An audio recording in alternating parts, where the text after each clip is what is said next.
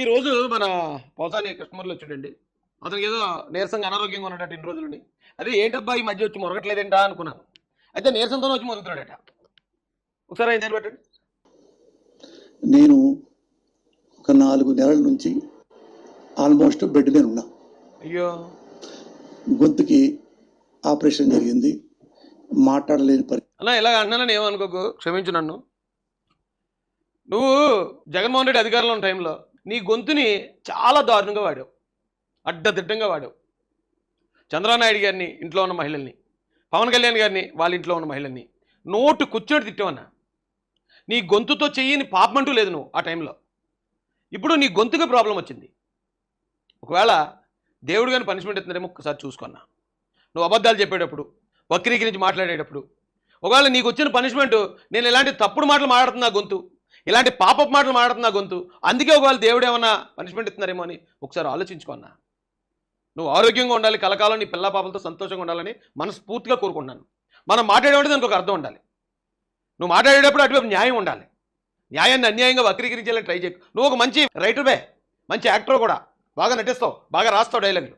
కానీ తప్పుడు పనులకు ఉపయోగించావు అనుకో చాలా నష్టపోతావు అన్నా. దేవుడు ఇప్పుడు చూత్తూరుగా జగన్మోహన్ రెడ్డి లాంటి చూసావా, తిప్పి కూడా పిప్పి చేసి పారేసాడు. దేవుడితో పెట్టుకోకండి అన్న.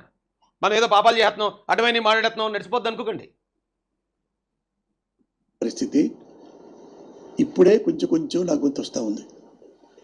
అయినా ఇంకా 1 month 1.5 month ట్రీట్మెంట్ చేసుకోవాలి.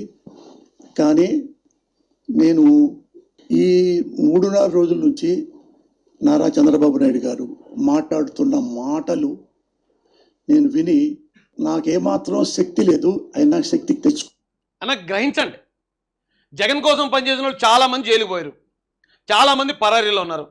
ఎందుకు నేను కాక మొన్న కొడాల నానిని వల్లభనేని వంశీ ఓ ప్రెస్ మీట్కి ఎంతో బ్రతులాడుతూ వచ్చారంట వాళ్ళు.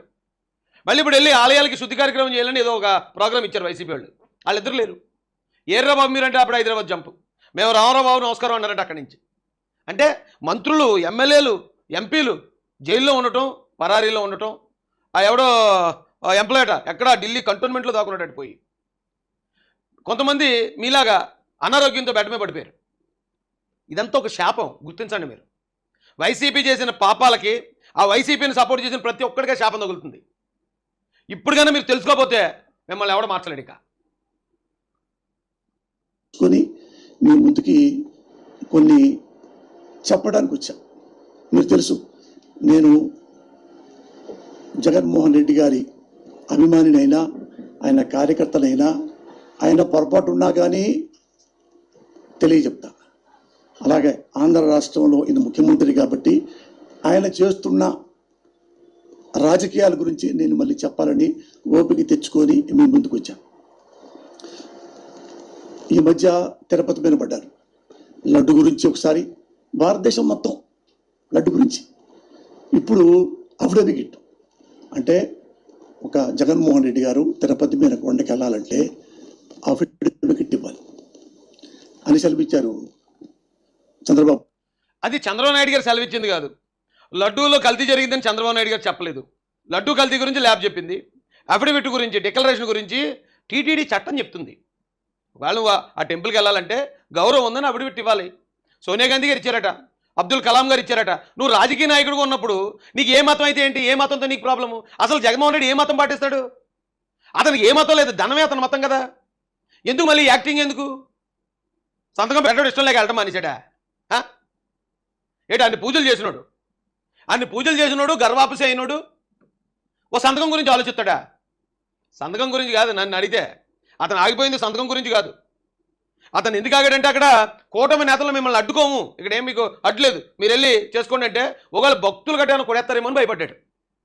కూటమి నేతలు ఆపితేనే మైలేజ్ అతనికి. కూటమి నేతలు ఆపకుండా అక్కడికి వెళ్ళి అక్కడికి వచ్చిన భక్తులు ఇరే మా లడ్డూలో కల్తీ చేస్తావు, ఇది కూడా తింటావా అని చెప్పి ఆ లడ్డూలో లేకపోతే అక్కడ రాళ్ళు ఇసిరేసారనుకో ఏంటి పరిస్థితి? అందుకు భయపడి వెళ్ళలేదు అతను. అర్థమైందా? అంటే చంద్రబాబు నాయుడు గారు హిందూ ధర్మ పరిరక్షకుడు లాంటి వాడు అనమాట. అది మీకు చెప్పదా? ఎందుకంటే నారా చంద్రబాబు నాయుడు గారు హిందూ ధర్మాన్ని ఎంత గొప్పగా పవిత్రంగా పరిరక్షిస్తాడో ఒక 2 మాటలు ఆయన మాటల్లో విందాం. ఒకసారి పెట్టండి. చర్చలు, టెంపుల్ లేకపోతే లేకపోతే ఈ మసీదులు లేకపోతే చాలా మంది పిచ్చి పెట్టేది. ఆ విషయం మీరు గుర్తుపెట్టుకోవాల్సిన అవసరం. జాగ్రత్త గుర్తుపెట్టుకోండి, జాగ్రత్త మీరు ఆలోచించి చూడండి, జాగ్రత్త గమనించండి. చర్చిలు మసీదులు టెంపుల్లు లేకపోతే చాలామందికి పిచ్చి పట్టు ఉండేది. అంటే ఈ చర్చిలు మసీదులు టెంపుల్లు ఉండటం వల్ల చాలామందిని పిచ్చోళ్ళు అయిపోకుండా కాపాడారు అని చెప్పాడు ఆయన. కొంతవరకు ఈ బ్రాందీ విస్కీ తాగడం, ఈ లిక్కర్ షాపులు తగ్గిస్తున్నారంటే ఇది కూడా ఒక కారణం. కనీసం మంచి రోజులంతా కొంతమంది పోతారు అయ్యప్ప స్వామి దగ్గర. వీళ్ళు బ్రాందీ విస్కీలు అంటే తాగుబోతులు అవ్వకుండా కాపాడడానికి కూడా ఈ చర్చు మసీదు టెంపుల్ అనేది ఎంతో ఉపయోగపడుతుంది. అంటే మనుషుల్ని చెడు అలవాట్ల వైపు వెళ్ళనివ్వకుండా కాపాడుతున్నవి ఈ మూడు కూడా, ఈ మూడు వ్యవస్థలో అని చెప్పాడు ఆయన.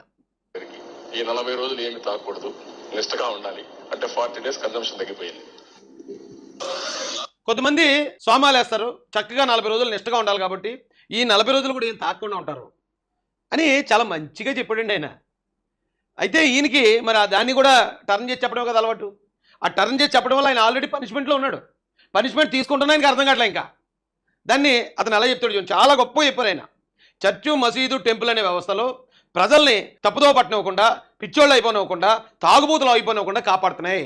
ఈవెన్ 40 రోజులు మాల్లో ఉన్నప్పుడు చాలా నిష్టగా ఉంటారు, ఒకవేళ తాగుడు అలవాటు ఉన్న వాళ్ళు కూడా అప్పుడు తాగరు అని ఆయన చెప్తే ఈయన ఏమంటాడు చూడండి. అయితే ఇది కొత్త మాట అన్నారు.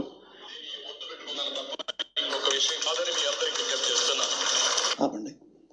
ఎందుకంటే నాకు ఏ పార్టీల్లో కలవాలని లేదబ్బా. వాళ్ళే ఢిల్లీ నుంచి మోడీ గారు పరిగెత్తుకొచ్చి, రాహుల్ గాంధీ పరిగెత్తుకొచ్చి, బాబు గారు మీరు మాతో కలవండి అంటేనే నేను ఈసారి బీజేపీతో కలిసి అని సెలవిచ్చారు. అది తెలుసు మీకు బ్యాలెన్స్ ఏంటో. ఆయన ఢిల్లీ వెళ్ళి ఎలా అమిత్ షా కాళ్ళు పట్టుకున్నారు, మోడీ కాళ్ళు ఎలా పట్టుకున్నారు, ఎలా దండం పెట్టారు, మీకు ఫోటోలు కూడా మీకు తెలుసు. ఫస్ట్ది హిందూ ధర్మ పరిరక్షకుడు కదా ఆయనకంట.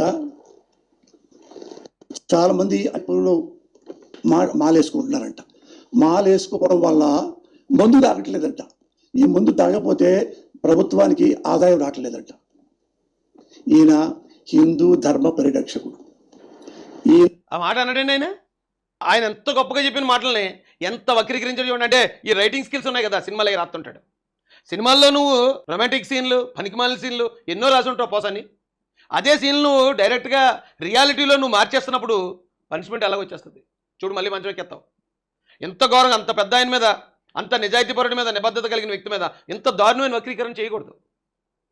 ఈ చర్చు టెంపుల్ అలాగే మసీద్ అనే వ్యవస్థలో ప్రజలను కాపాడుతున్నాయి, ఈ మందుకి అలాగే పిచ్చోళ్ళు అయిపోకుండా కాపాడుతున్నాయని ఆయన చెప్తే మందు తాగట్లేదు, అందుకని గవర్నమెంట్కి ఆదాయం రావట్లేదు వీటి వల్ల.